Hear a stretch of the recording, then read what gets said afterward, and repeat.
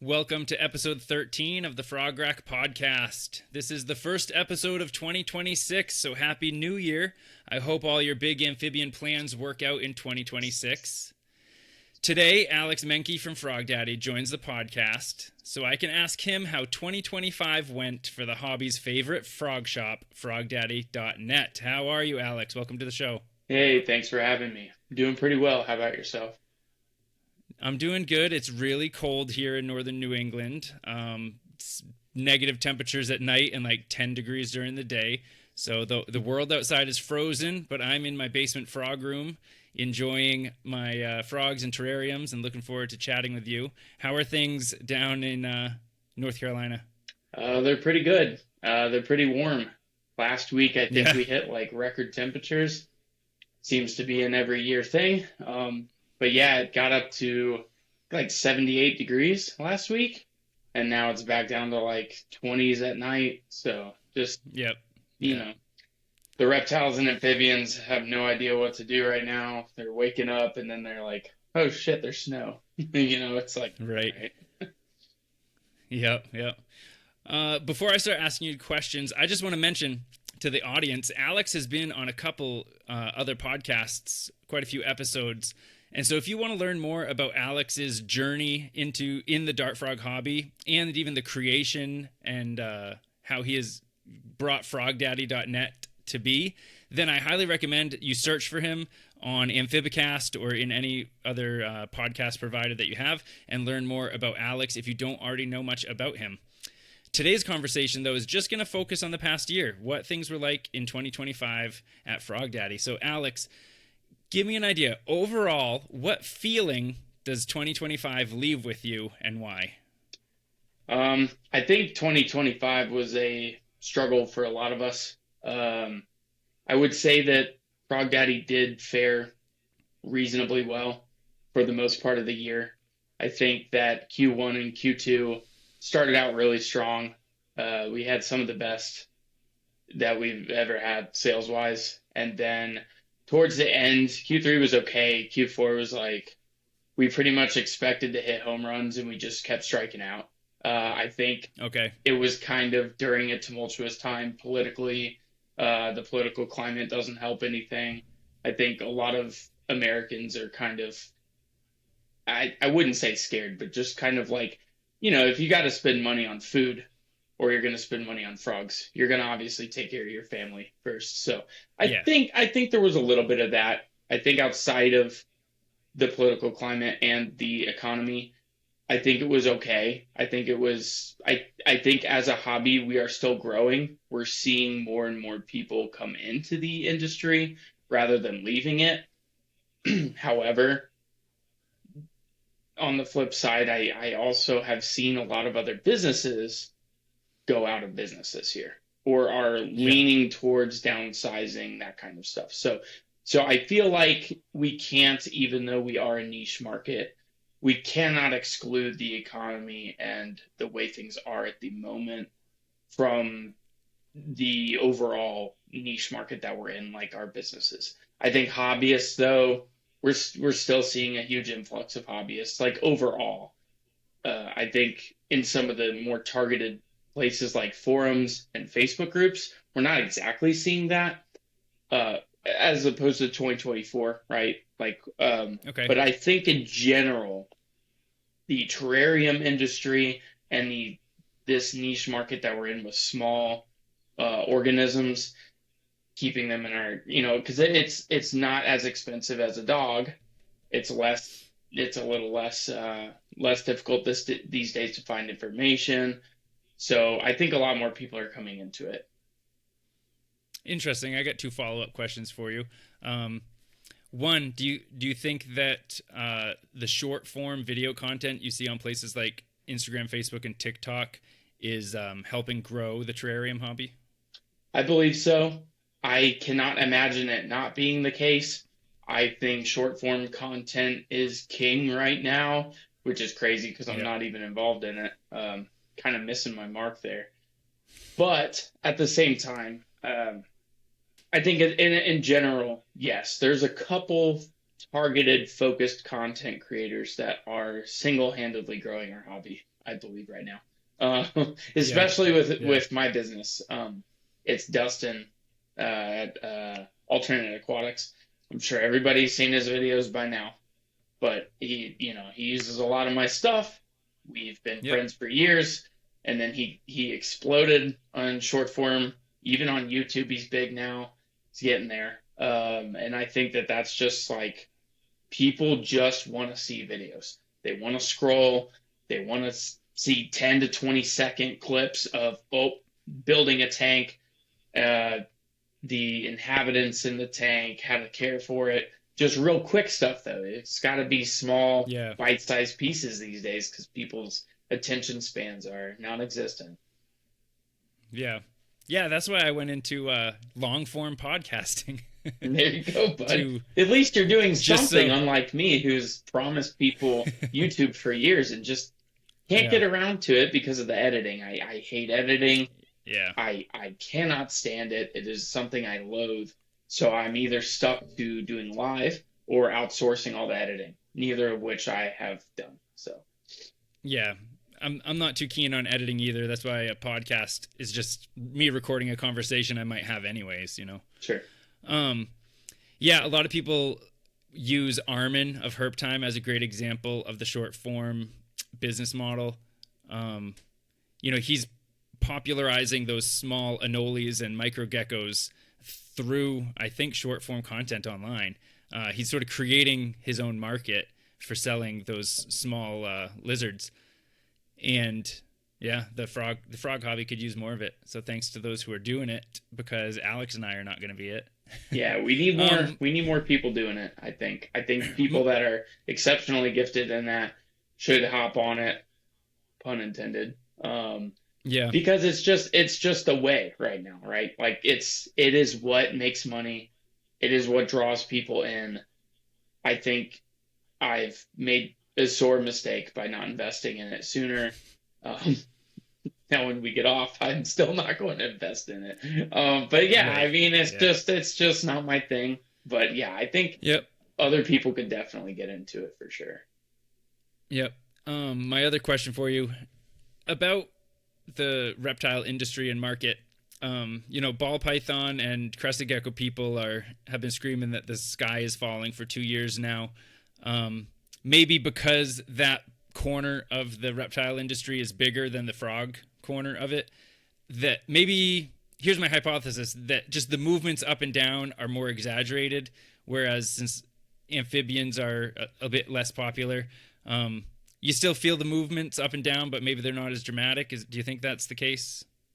Yeah, so the ball python and crested gecko industries, although I'm not intimately involved, I am bombarded with, obviously, at shows, things like that. I communicate with those breeders frequently to a semi-frequent basis. And the collective is that you're creating morphs, right? So you're doing these gene projects, you're creating the next big thing, or you're buying it from China, or China's buying it from us, or Korea, or wherever, right? So there's always this really popular cutting edge gene combination, right? That's going to make you or break you.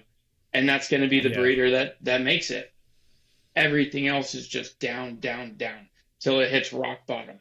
I mean, you've got, I believe both of those markets are incredibly saturated. They have been for a while. That's an opinion.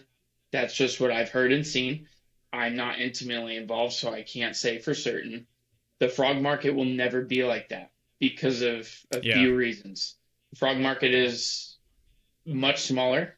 I don't think it will ever reach that because of the ease of use.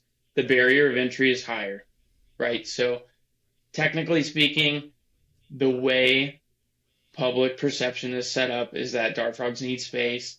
They need the 18-18-24 Exoterra. They need the glass top, leaf litter, live plants, LED light. You're looking at $500 to set it up. Crested geckos, the sellers of them are just like, oh yeah, we breed them in little boxes.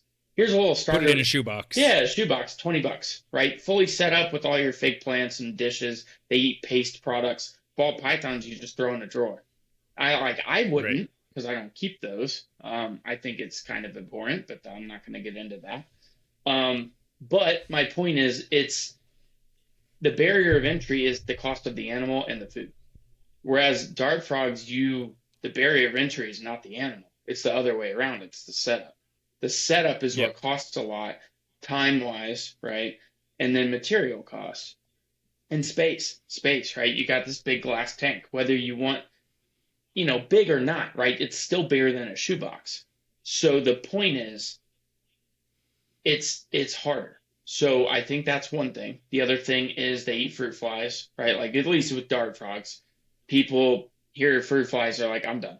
They don't even want to know about them being wingless. They don't want to know about breeding them, how easy it is. They're done. Other types of Yep. amphibians are just really obscure, right? Like a lot of your tree frogs are still wild caught, so people buy them, they die within weeks to months. It's just not as easy as buying a crested gecko or a ball python. They are basically bulletproof animals. Besides balls, some of them not wanting to eat, right? Yep. But that's the point. So you have a huge influx.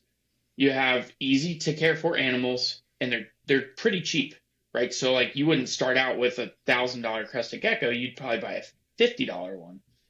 Anybody can buy it. So it's just that's what I see.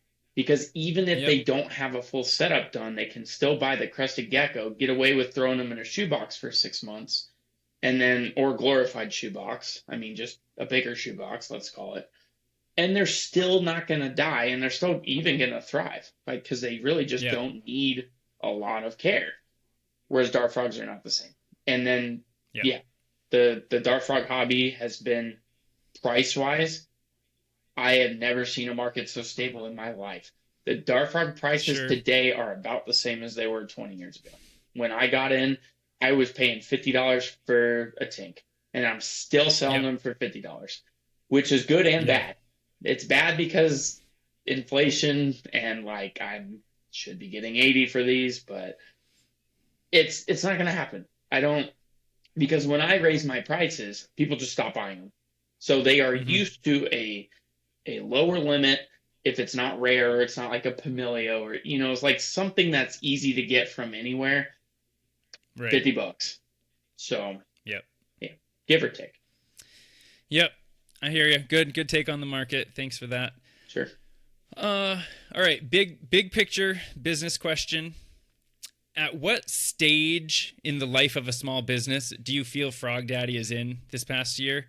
Is it still in startup mode? Is it in growth? Is it restructuring for the future? How would you describe your small business this year? This year was growth, 100%. Yep. It was nothing but growth. So we had like I said, we had a good year. Overall, I can't complain.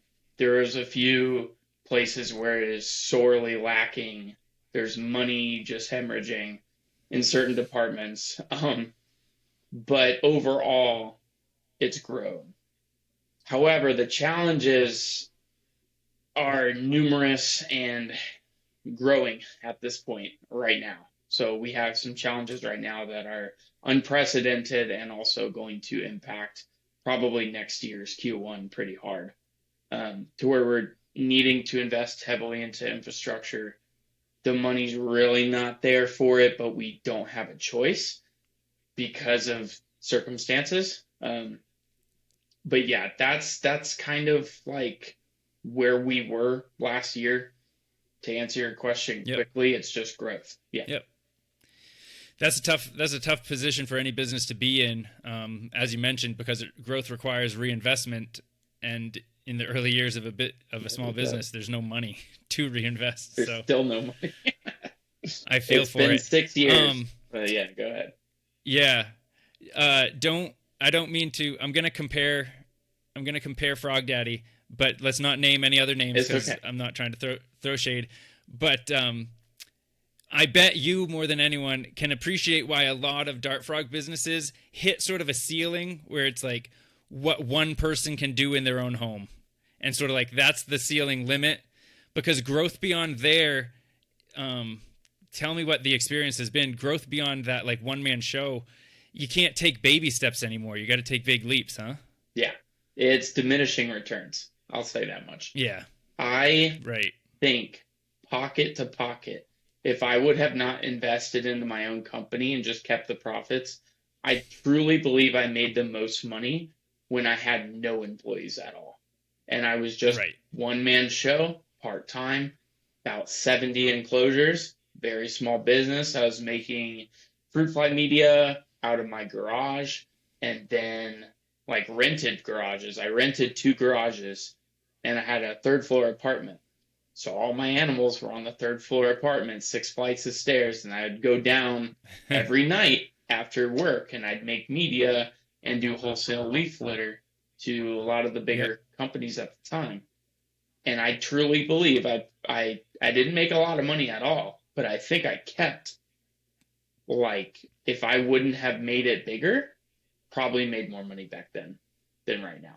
And that is Sure. insane compared to my gross revenue is hundreds of folds higher, quite literally. So Right. it's Right. interesting for sure. Yeah, interesting. I really appreciate the thing I think you're doing well, and I'm sure it's a balancing act at Frogdaddy, is you're growing to a significantly larger sized, you're not like a hobby business. You're not a basement business anymore. No, But you haven't grown so big that you're inaccessible and that you're outsourcing customer service. never. I refuse. Yeah. So I just hats off to you for that. All right. Looking back at the last 12 months, what were two or three of the big projects that Frogdaddy undertook? One of the big projects we undertook was I guess I would start with the Pamilio project, which is a conservation effort for basically my favorite frogs.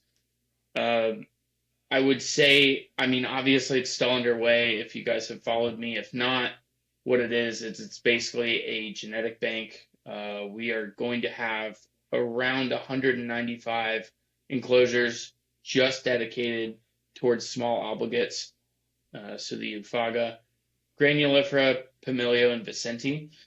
And so that was a really cool initiative that I started all the way back in 2023, but I didn't get any of the paperwork back from the state until 2025. I never made it a true nonprofit, and this year I actually launched it as a nonprofit. So that's been cool. That was a big project. That was Huh. more of a Yeah. personal thing for me Yeah. rather than a business, right? Because you don't want to really mix a for-profit business with a nonprofit. So there are aspects of the Pamilio project that are just nonprofit, and then there are also parts of it which are for-profit, and that's been a little challenging to navigate.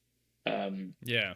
but yeah, I mean, again, I haven't accepted any donations or anything like that. I've kept it really clean this year because I didn't have the CPAs needed to navigate that. I only had my CPA and bookkeeper for Frogdaddy, and so I Yep. didn't want to say, "Hey, all this inventory, is I don't got to pay any taxes on that." And that's obviously Yeah. I'm not like that. I'm not going to do that because that's not reality. So Yeah. once I Yep. open donations, that all of that money will go through the nonprofit, and that'll be strictly for certain things. And my bookkeeper will make sure that that's under legal. Um, the second big project that we did was probably stuff with the lab. Well, now we're going to have two labs. The first lab is the mycology lab. The mycology has been a roller coaster, Hmm. hands down, probably the most challenging thing that we've ever done in terms of interpersonal relationships, business relationships, everything to do with Chase and then Josh and me together has been very, very tumultuous, very challenging to navigate. Um, I'm not really willing to go into it too That's much fine. in this, but yeah, that's definitely a big project. We were supposed to have mushroom products to the vivarium hobby, I want to say last year, and we are Hmm. still not to the point where I can release them. I am hoping spring of 2026 is when we're going to release our first set of products. Um, but I can't guarantee it. Sure. And then the third big project was expanding our plant area again. So I used to have a lot of area dedicated to plants, but since mycology came around, I had to decrease the amount of plant propagation space. So I opened up actually right behind my office here, we opened up a big tunnel system basically, which is just Vivo Suns that are stitched together. And so we'll have Yeah. 28 racks all the way down Baker's racks wise, 5 shelves each for seedling props. So we're going to be doing, very small micro propagations, thousands and thousands and thousands of plantlets. So hopefully, if you guys have noticed, I haven't had many plants available for the last year and a half, 2 years, and that will hopefully change in the spring of 2026 as well. So those are 3 big projects. There's a lot other ones that we did, but Cool. I don't want to, Yeah. So, That's fine. Yeah, there's big demand for plants, huh? yeah, very. There always Yeah, has been. There always will be. yep. Like you were sort of mentioning in the tank setup discussion of dart frog keeping, people do spend more money on that than they do on the dart frogs Oh, themselves. Yeah. absolutely. Have you've looked into sort of just like propagation via cutting, propagation via like maybe tissue culture, and propagation via seed? And what do you think is going to work best for you? So, well, that depends. Again, without getting too far into it, I think tissue culturing could be very productive here. Um, but right now, I'm having, I would say, a little bit of trouble here and there with the lab in general, Yep. allocating resources, whether that be people or otherwise, to do certain things. So we'll just keep it at that. So I Yep. think tissue culture could be in the horizon. It's definitely something I've been interested in. But right now, there are a lot of horticultural techniques you can use to kind of bend plants to your will. There's a lot of hormones you can use. There's a lot of different growth accelerants. A lot of research has been done to make plants grow as fast as possible, Oh mostly yeah. for, farming industries, Right. obviously. But yeah, there's a lot that can be done there. So we will do mostly cutting propagation, but just Yep. on a scale that is, quite massive, I would say, for a small business within our means. Cool. Just as an aside, my other hobby business other than amphibians is permaculture plants. So things like berry bushes, nut and fruit trees, things like that. Um, and so my outdoor or even greenhouse growing season here in Maine is only 6 months, not even 6 months long. But I propagate the heck out of those plants and have a lot of fun doing it. But it's not like tropicals. It's not like vivarium plants. You can be sort of like down and dirty and mean and just throw hundreds of seeds in a raised bed, or take 1,000 cuttings off of a bush and try to just root them with a little bit of hormone and see what sticks. But yeah, it goes hand in hand. I'm just like you. I just love things that grow, things that are alive. Yep. Yeah, that's a big draw to it. Sometimes right now owning the business, obviously, I don't really have time to prop plants anymore. Right. I have a Right. horticulturalist, but the I still get in the back of my mind some days. That's what I want to do. Like, I want to throw out a tray, I want to get some plants, and I want to propagate them. And it's just like, Yeah. sometimes I have to stave that off, which is just wild to me. There's only 2 things I crave doing, and it's propagating plants and then building tanks. Like, Yep. I want to do them, but I can't because obviously, I have Time. other stuff to Yep. do. Yeah. Yep. Sad. Sad. All right. Don't be sad. All right. Hey, did you release any products in 2025 that were new? Maybe off the top of my head, I'm thinking about creamsicle fruit fly products. Yeah, I did release some products in 2025. I'm struggling in my mind right now to differentiate the ones I did at the tail end of 24. There wasn't Sure. a lot of new things in 25. It was more of a scaling kind of growth phase to where I was starting to accept wholesale. I was starting to reach out to different businesses to offer them product lines, things like that. We didn't go heavy into it. I think 2027 is our big push for wholesale. That's in the Sure. timeline. But to focus on the question, I think creamskulls were probably the biggest in terms of like the biggest hit for Mm-hmm. 2024. And then obviously the companion media Citrus Pro was pretty good. I think those were the products that really got kind of the shining metal. The other product would be the rebranding of the wet moss mix to the Brio series, so the Brio blend, and then Brio Spore, which is our dry moss mix. I think that Yep. really I'd sell out of it the second I put it in. It takes so long to make that it takes me about 6 days to make a batch because Mm-hmm. it's a 6 stage drying process, and each drying process takes 1 day. And so it is very labor intensive to make it, to make sure that the cells don't completely dry out, but they dry out sufficiently to where it has a very long shelf life. But since I'm using a lot of tropical mosses, you can't desiccate them fully. You have to get Yep. them you have to get them right at the edge, and to do that is a little challenging sometimes. Um, but I think those were the two products that kind of made 2025 good. Clay bath has always been really good, but that's a chase thing. I think Dustin at Alternate Aquatics really bumped the clay bath because he just, again, those short form videos of the frogs playing in the clay bath has just like exploded the sales of that. So, Nice. yeah, but that was, yeah. 2026, however, will have a lot of new products. I've been working on some products for quite some time that I'm very, very excited to launch. They have been uh, challenging, no doubt.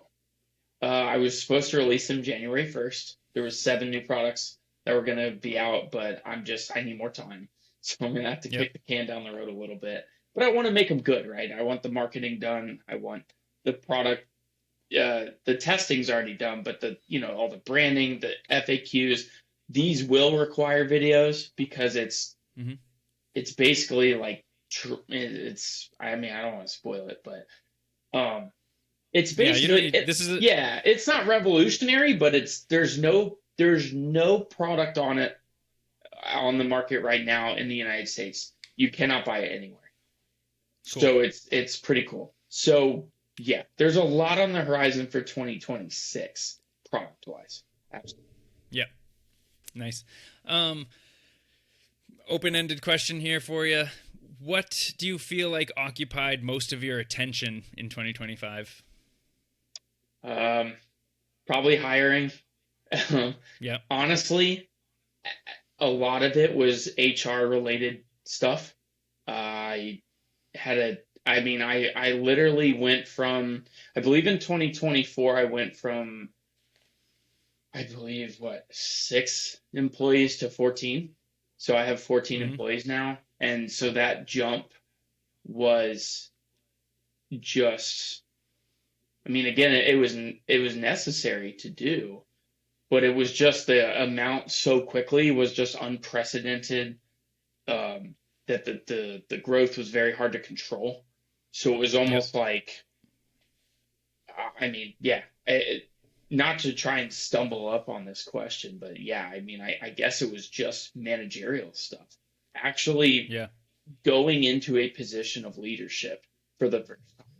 I really matured a lot in the last year, and I think that was by force.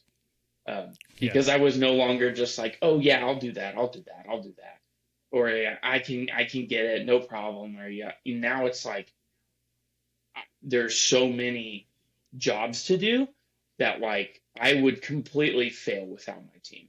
Completely fail. Cool. My team Yeah. is literally the lifeblood of the company by far.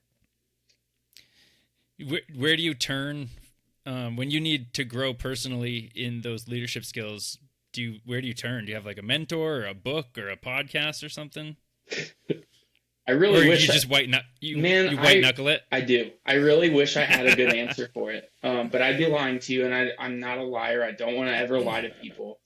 So Yep. I learned trial by fire, um, and because you don't realize you're growing until it's like happening, and then you're like, okay, I need a person to do this, and a person to do this, and a person to do this, and then if I do get all those people, I should make enough money to pay their salaries. But it's like there was no guarantee. Like in Oh 2025, I yeah. took huge risks hiring people Yeah. because I did not have the money to do payroll. So it was very difficult, but those employees were good people. I got very lucky. I feel like I am okay as a hiring manager. Now I feel like I have a good lens on things to like, get decent candidates. But I think, I think like 2 years ago, I was just hiring whoever wanted to come help, because the pay Yeah. wasn't there. Yeah. So it's like you can't really ask people to have all these skill sets when you're paying them $14 an hour. I mean, that's not going to Sure. happen. But now it's a little different where I can offer a little bit more, and it's like, okay, you have managerial experience, like you work with data sets. Like I have a guy doing our tadpoles right now that worked in labs, like has data management skills, like just great with my inventory Mm. systems. I mean, it's beautiful. And he was a customer for me for 3 years. And then one day he was just like, hey man, like kind of want to change of pace. You got a job opening? Cool. I'm like, for you? Absolutely. So it's just like, Awesome. Yeah. yeah, it's great. But yeah, white knuckling it all the way. Cool. All right. That occupied your attention. That was probably your biggest challenge as well. Definitely. Yep. Did you vend an expo or two or more than one expo in 2025? Yes. So we typically Yeah. vend about 20 expos, about 20 shows a year, give or take. Sometimes a little less, sometimes a little more. I would say most of them are Repticons. They're not anything to write home about. Like, no offense to them. It's just like Yep. it's a low budget show. It's a low, it's not like Tenley, right? It's not Tenley. It's not Daytona. It's not American Frog Day. It's not like focused. I think the best show, not that you asked, but the best show of 2025 was definitely National Frog Fest in Michigan that Andy Baker puts on. Just, Yep. I couldn't believe it. I'm not gonna lie. Hopefully he doesn't hear about this, but he might. When I walked in there, I was like, this show's gonna suck. It's in a hotel, it's just like I saw everybody setting up. I'm like, oh man, we're gonna be sitting back, and so I didn't even eat. I was like, oh, we'll have plenty of time to eat. Second it started, there was a line, and I do not remember a show where I had a line at my booth.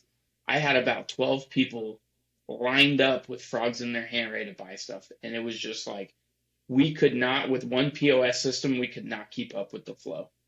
Right. We people literally had to walk away because Josh and I could not service them fast enough. And so shout out to Andy for that because it's just I'm Cool. super excited about it this year.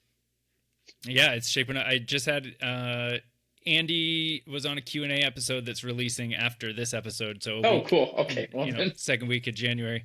sure. And Frogfest 2026, March 22nd, I believe, is Yep. shaping up to look really good. People It's should gonna be great, uh, no doubt. find it on Facebook, and Andy has the list of vendors posted right now. So yeah, cool. I'm glad to hear that that event is going well.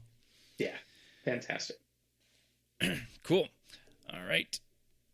What so we talked about challenges and what was holding your attention and some of that. What were some of your biggest successes or happiest moments at Frogdaddy this past year?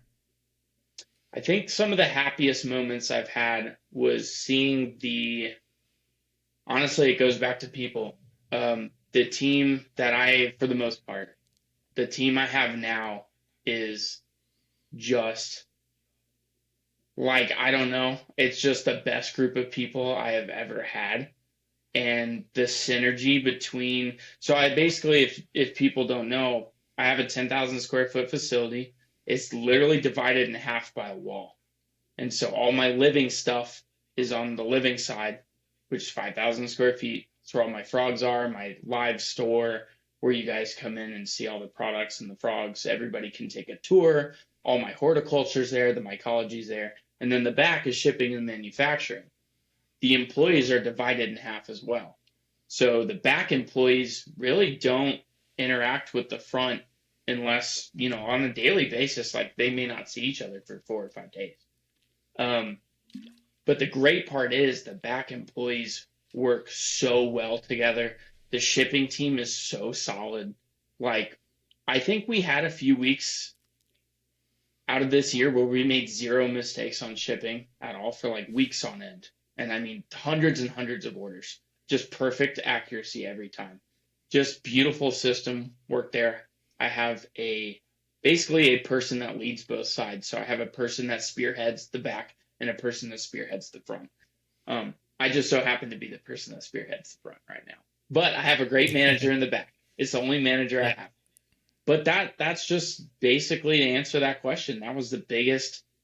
It was towards the end of the year where I got all the employees that I needed that are here, and all the employees that weren't, that were kind of holding us back, were not.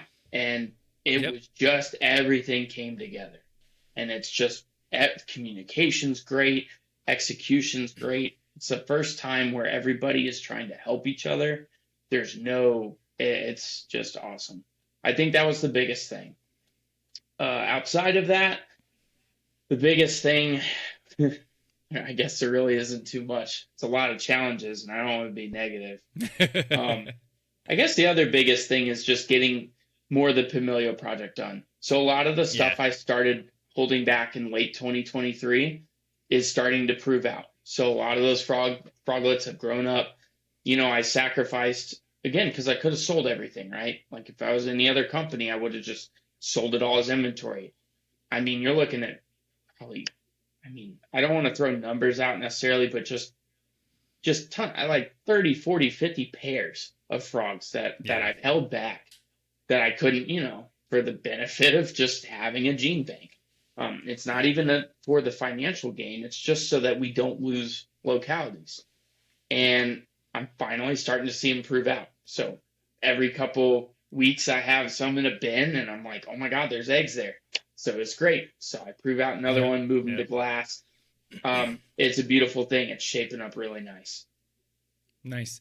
On that topic of gene banks and preserving varieties of dart frogs in the hobby, it keeps coming up. Every guest and every hobbyist I talk to and every guest that's been on the show that's into dart frogs, or I have right behind me are Mantellas.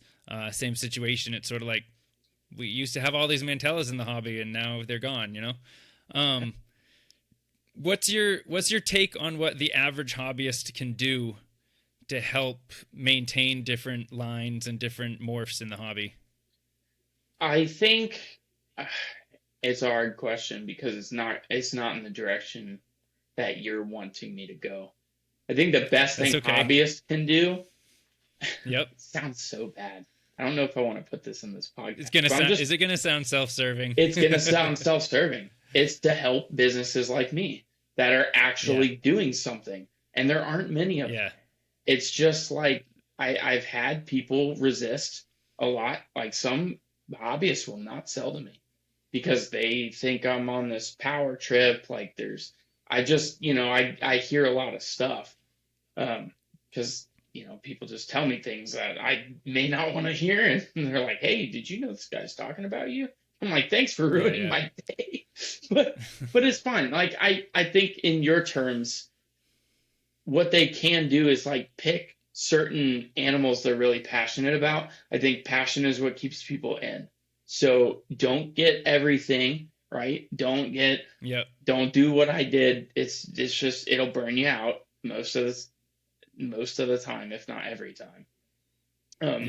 Like this guy I know is a good example. Well, let me stay focused. This one guy I know, he comes to my facility. He only wants to deal with like the colubri frogs. So like Boca colubri, inland colubri, Rio colubri, these are all Pamilio. So he is literally focused on like 9 types of frogs. And that's all he wants to do. And he has multiple pairs of each. Some from different lines, some from different import years, some mixed import years, same locality, obviously. Um, and that's really good. Like that's probably the best route because then you have somebody that's not connected to a business that is just sincerely focused on what they're passionate about. I think that is very helpful. That's where hobbyists can really shine. Um, However, life gets in the way, right? Because it's not their source of income, because it's not their day job, they get out. And when they get out, there's one or two things. They can get out in a good way where they're taking care of their animals, or they can go through a divorce and their Yeah. animals get neglected, right? Like, and I'm telling you, 9 times out of 10, when people get out, I have bought so many collections. I've bought like 7 or 8 collections. I'm telling you, a ton of the stuff is either dead or it's obviously been neglected, and it's just sad because that hobbyist was once like a shining beacon of like, Yep. oh, but it's okay. It's not me saying like it's not a bad thing per se. It's just like that's what happens, right? Like life happens. So it's just when you find somebody dedicated to something that has poured years and years into it, that's reliable. Like I'm not, unless my company fails, those animals are safe. They're documented, they're databased, they have lineage. There's 179 localities in my facility. I don't know of a single other person with 179 types of frogs. I don't. And I'm not saying Yep. that that's like something to brag at, but it just shows you that I'm serious about it. And I would hope that that conveys some level of maturity and responsibility to the hobby at large, that I'm truly dedicated to keeping these frogs in captivity, breeding well, outsourcing what I can, if I need another breeder, that I'm not just using my own pairs to pair. I outcross with somebody else's stuff occasionally, right? Like I'm trying my best to get a true gene bank going, and Yeah. it's been challenging because some people see it as completely self-serving. No matter how much I talk about it, no matter how many podcasts I go on and explain why I'm doing it, they're like, oh, Yeah. it's just for money.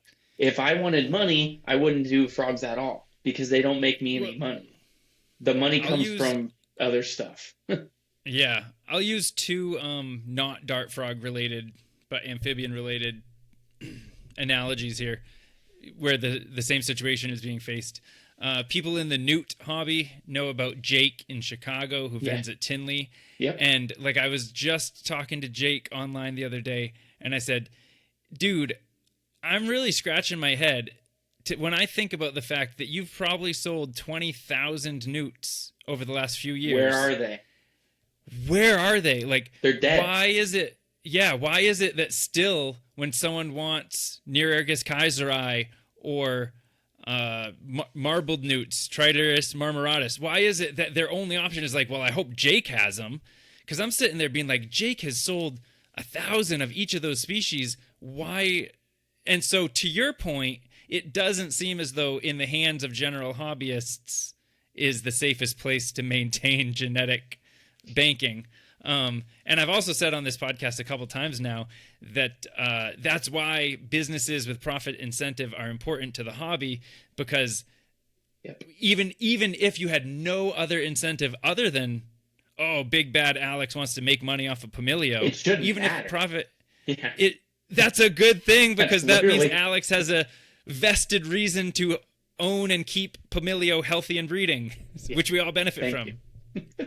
And then the other Couldn't have said it analogy. better myself. Okay, all right. And then the other thing that bugs me is everyone knows Mike Novi. If you need a tree frog, you find Mike Novi. And two species. Mike isn't. I don't. Correct me if I'm wrong, Mike, but you're not currently breeding black-eyed tree frogs or lemur tree frogs, and because Mike isn't mass producing them and selling them at Tinley, you can't find any anywhere. And that's what I mean. So what happens when Jake decides that Right. he's done? Or Novi. I mean, Novi will tell you. I was just on a podcast with Novi on Amphibicast. He will Yep. tell you he has downsized considerably. He used to produce, I mean, he's ramping back up. But I mean, again, Sure. those years where he was, I mean, it's recently, so the time where he's not producing them, they're gone. Nobody has them. I guarantee you, if I stopped selling Pamilio for a year or two, just completely, like I've already restricted it heavily, but if I Sure. stopped, people would be like, "Oh my God, they're all gone. They're all gone." And they already have. They're like, "I can't find them anywhere." I'm like, "Well, I've sold. Just can't I can't tell you. It's just unfortunate because people want, and they take, and they do not see that the businesses that keep these animals supplied in the hobby, if they go under, it's done. Yeah. And that is how we lost localities a long time ago because I didn't exist. And so I'm not putting it all on me again. It could be Right. Jake, it could be Novi, it could be anybody, right? But if I don't preserve the locality, they disappear. They do. It's already happened 3 times. Yep. Three Yep. times that I know of since I started. And it's sad. I hear you. You don't have to convince me. All right. Sorry. Yeah. The scary elephant in the room then is that if all these frogs are in just a few places, what about disease? Sure. Are you scared of disease? Do you take steps to protect things? What do you Terrifying. do? Yeah. That kind of thing that I saw like an outbreak at a larger company, I was like, well, that could really, like what if that happened to me? We Right. have actually taken a lot, I would say higher and better protocols now with tanks. We don't allow like any of my husbandry people have to spray their gloves, spray them again, wash them down every tank. So we do not Wow. have any crop. Yeah, it takes them a lot longer to service the enclosures, but the positive side is that if we identify anything in those enclosures or if a frog dies in there, we can get a necropsy done. Like we know that that tank is now off limits. Like nobody can touch it, even if a frog dies of old age, because a lot of my collection is 10, 15 years old. So there are frogs that die here just Yep. of old age. I have over 400 enclosures. It happens. Um, but we take the necessary precaution. We say, hey, whoa, something died in that tank. We don't know. Nobody touches it until we figure out why. And then we literally have a zero tolerance here. We scrap the entire enclosure. We scrap everything. Like scrap it as in like we treat it. We have Yep. Zircon S. There are chemicals that are very targeted towards fungicide, like chytrid, ranavirus, that kind of stuff that is getting more common in the industry. Um, and it comes in, that's a lot of wild caught stuff, right? So I don't Right. allow wild caught stuff in my facility at all. So I breached it twice. I have 2 pairs of wild caught frogs in my facility, but they were heavily tested, and I used to get stuff from Sean Harrington, who did do testing on stuff. But now, I mean, now I don't trust it, right? Yep. Because there's no Sean Harrington doing testing. It's people bringing in stuff. Is it tested? We don't know. There are big import companies, not going to name them here. There are some that do not test everything, and we have proof of that now, and we don't buy from them anymore, um, because we've gotten diseased animals from them. So there are not big importers are not taking the steps that are No, definitely not. necessary to quarantine their animals. They're not doing it. So we no longer buy wild caught. I will only buy from hobbyists. Um, and that's for the foreseeable future because the amount of chytrid, ranavirus, and other virulent diseases in the amphibian industry right now is at a critical point. I feel like it's very scary. A lot of that stuff that's just on the tables, even at Repticon, anywhere, Oh yeah. just off the boat from Strictly, from Nicaragua, Indo, like they are not testing that stuff, and Right. it is just sitting there. So it takes one person touching it, come touch your stuff, you're done. So nobody touches any of my stuff. You can't touch anything on my table without permission. We do take a lot of steps, but again, the biggest step is just not allowing wild caught stuff or anything from outside into my facility. And anything that does come from outside needs to get treated, be a heat treatment, that kind of stuff. So I think hobbyists can take steps as well. Quarantine all your stuff, Get testing done if you think that it's not healthy. Get stuff from good sources. Yep. That's a big thing. But I can only tell people that so much, because a lot of these, like Pamilio is a great example of the blue jeans. They come in by the boat. I mean, there's just thousands of them that come in on a yearly basis. So they're $50, on underground or elsewhere strictly. Not that those are bad companies per se. I'm not going to say that, Yep. right? But that's what they are, and they say, hey, these are wild caught, like buy at your own risk kind of thing. But people do, and they're like, oh look, they're and they get them and they're cheap, and then they're like, why are they getting skinny? And it's like, dude, because you got to deworm them first, and they're like, oh, they didn't tell me that. And they're Yeah. like, of course they did. So it's just the buyer is not at fault, really. I pin it all on the sellers. Sellers should be informing people tooth and nail how to take care of these animals, how to succeed with them, giving them proper information. Buyers do have to ask questions, but there comes a time where you're at shows and you just see them. They're just sell, sell, sell. Oh yeah. They don't care where the animal goes, and it's just like not how we operate. Yep. So Yep. Disease is scary. I think one thing I could do with, whatever reach this podcast gets is sort of just constantly be a reminder to the audience of this podcast to take amphibian disease seriously, to test for it in their own collections and be conscious of it, because when it wipes out a hobbyist's collection, you never hear about it. People don't go in the Facebook groups and post chytrid wiped my crap out, and if you've ever bought a frog from me, you might have it too. And this sucks, and I'm angry, and I'm done with the hobby. No one ever posts about that, so you don't hear about it, but it does happen. oh yeah, definitely. It has to. I mean, it's pretty. I mean, I don't want to say it's widespread because I don't know. Yeah. But I feel like there's just been a lot of opportunity for it to become widespread, whether it's gathering a lot of stuff from outside or buying infected animals that are wild caught. I mean, again, it's not necessarily anyone's fault. It's just something that happens.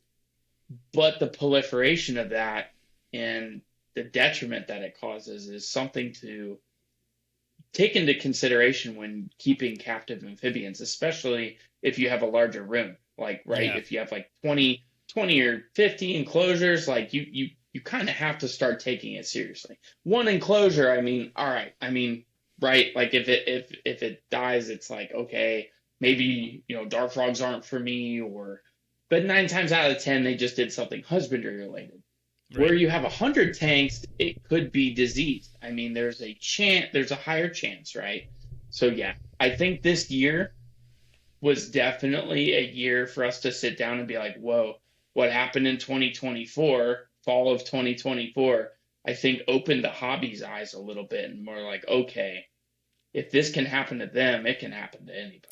Yeah. So It opened my eyes because I realized after that company dealt with chytrid, I realized, oh my gosh, in the back of my mind, I always just thought, oh, XYZ species is established in the hobby because they have it.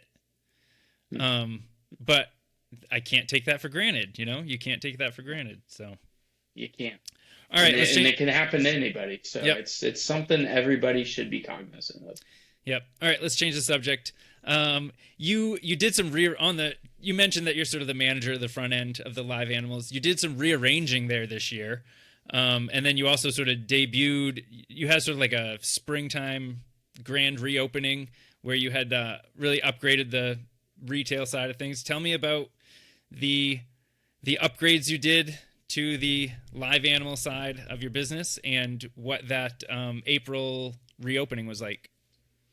Sure. I think the best thing we did for my own sake, because I spend so much time here at the facility, was upgrading the front. So we did a complete overhaul of the store. The store has always been definitely tertiary, if not quaternary, in my what needs to get done kind of thing, because obviously we're mostly online, right? Yep. So we have an online backbone.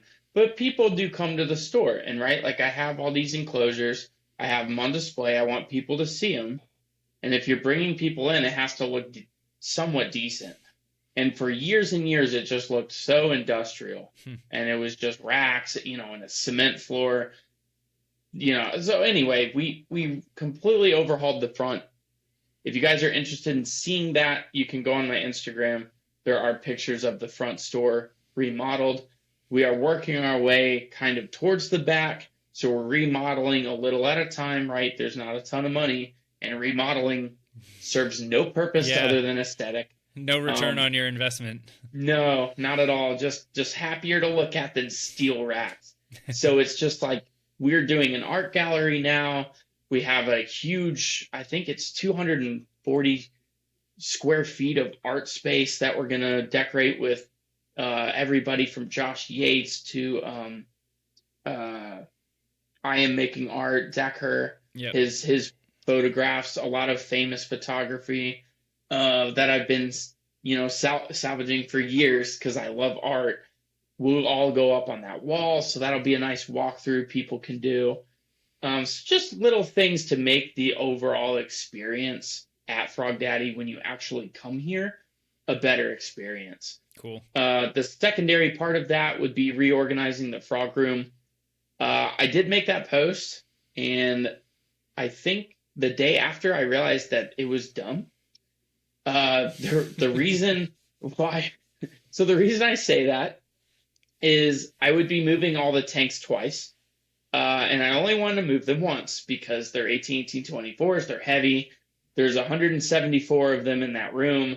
I don't want to do it twice. So what we focused on instead is saying, okay, let's get the Familia project done, get all the obligates moved over there. That opens up a lot of tanks. Then we start doing the remodeling where we can fill in where things go in the main frog room by genus.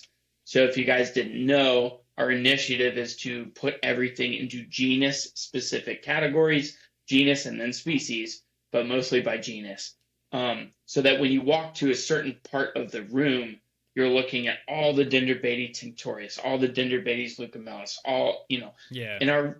And what we want to do is have a representation at eye level. So the first 4 tanks and the bottom 4 tanks, the top ones are going to be for, like, I hate to say this, uglier localities, duplicates, just stuff because nobody can see up there. So, we want to focus on stuff people can see. And so we want the highest species diversity. And when I mapped it, I realized, okay, 174 is not enough to get this, to get the diversity. It's just not. So we decided to do an island in each room.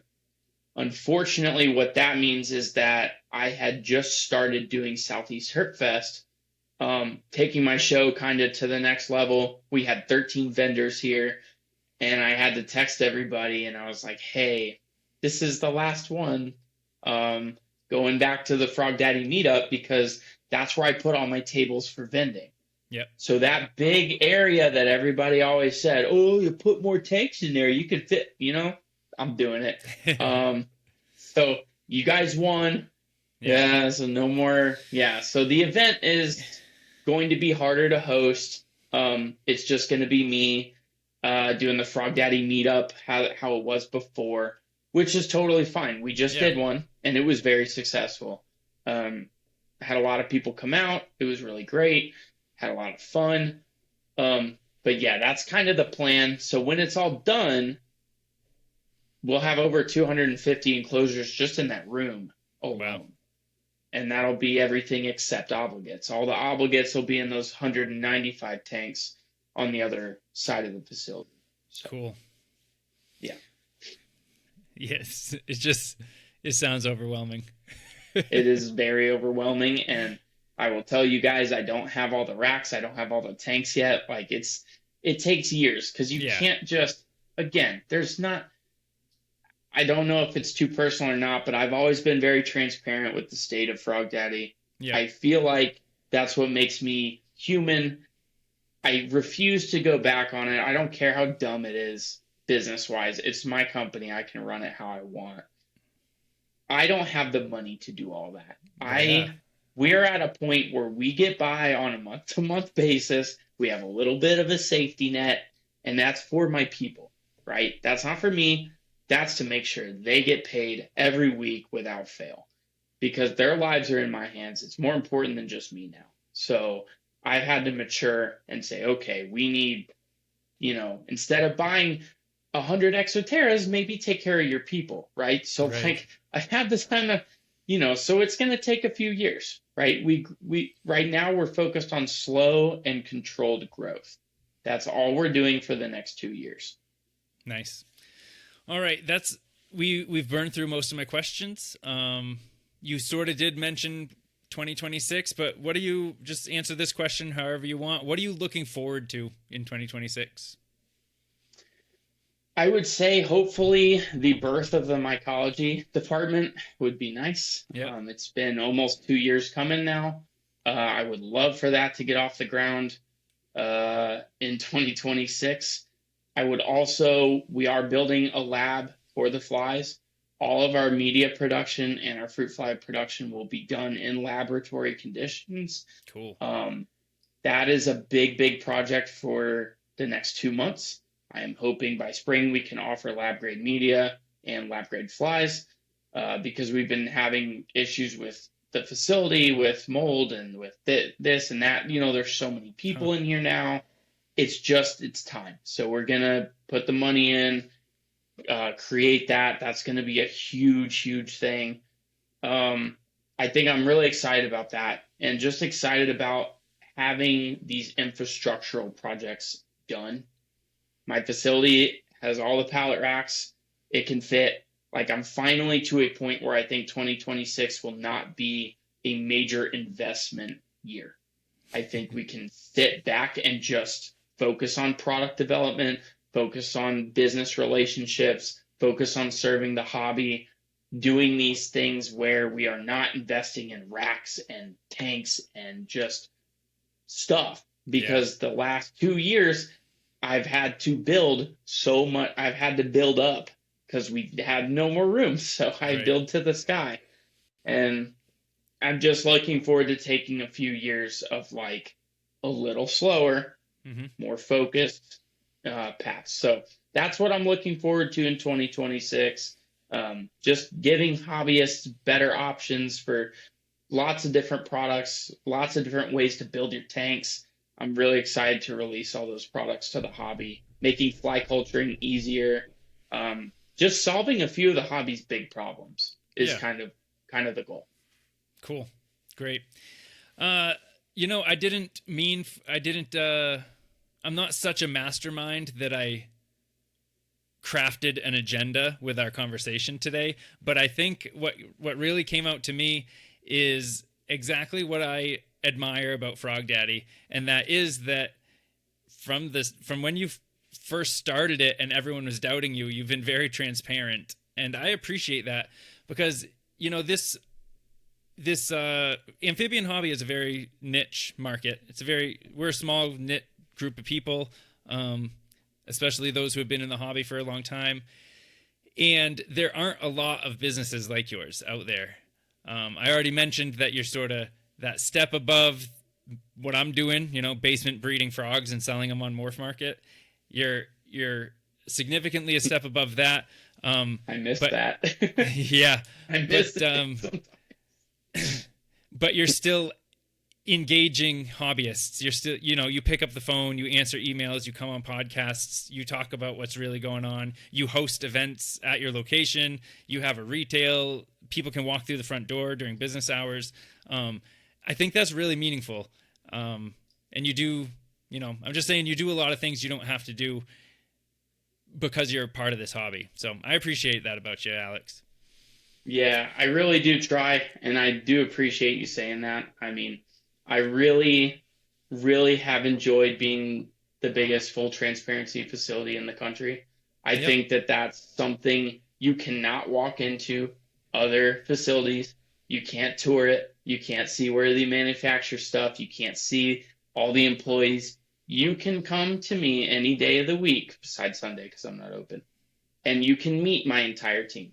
Cool. And like that is the most beautiful thing that I think I can offer the hobby right now in a local space, is that I am so transparent that anybody can come anywhere.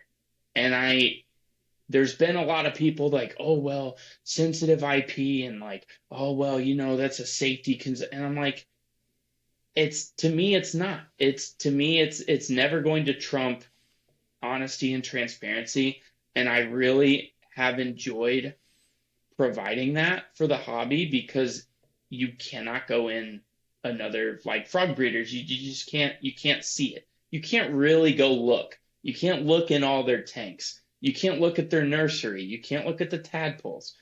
But here you can.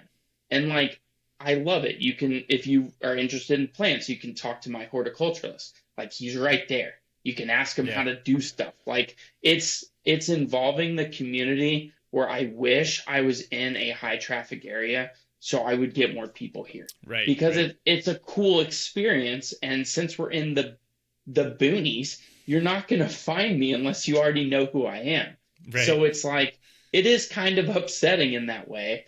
Like, oh, you've got this, hidden gem in the middle of Bessemer City that no one's ever heard of, and nobody would ever go to because there's nothing here. Um, but it's cool. Yeah. So I do appreciate that. And I appreciate the hobby. The hobby has allowed me to chase my passion. There's been a lot of relationships I've built over the years that are just phenomenal and unbreakable, even surpassing family blood. Like, I truly do enjoy the hobby, and I enjoy everyone doing it. Like, what Andy is doing is incredible. I've just really fallen into that. He's really building community, and I'm just like, oh my God, this is what I wanted to do, but I failed at it. Like, because I have because I have a company, and Sure. that's understandable. Like, Yeah. you're not going to build a community because people will see, oh my God, he's got a for-profit company. Of course, it's all going to go back to it. But Andy doesn't have one, so it's Right. just like, oh, Andy's just a cool guy doing this cool stuff, and I'm like, man, like, those are the kind of people that I want to surround myself with in the industry, that are just moving it forward. Yep. So I really appreciate that. Very Thank cool. you. Where can listeners find Frogdaddy so that they can do some shopping? Well, if you guys want to shop, you don't have to, but if you want to, it's frogdaddy.net. Frogdaddy.com will come one day when I can afford that, because that guy's domain squatting me hard. Yep. He wants more every year. It's just out of reach. But so frogdaddy.net, you can go to the Instagram. It's frogdaddy with an underscore. Tried to get the original. The old man will not give it up. And then the other places are going to be Facebook. I think it's Frogdaddy LLC. You can look that up. And then Google, you can just Google Frogdaddy, and you will find everything you could Yep. ever want. So thank you, guys. Great. A clickable link to frogdaddy.net will be in the show notes of this podcast for you folks to click and follow and browse what Alex has available for frogs and all the supplies you need to build and maintain your frog hobby. That's it for today. Make your next frog hobby related purchase with Alex. If you want to support the vendors who support this hobby, for myself, you can follow Frograck, also with an underscore, because Frograck without a space was taken, on Instagram, and share the posts and the reels related to this podcast, as that seems to have the greatest impact on bringing new listeners to the show. Also, drop me an email, frograck@gmail.com, with show feedback, suggestions for future guests and topics. Till next one, bye.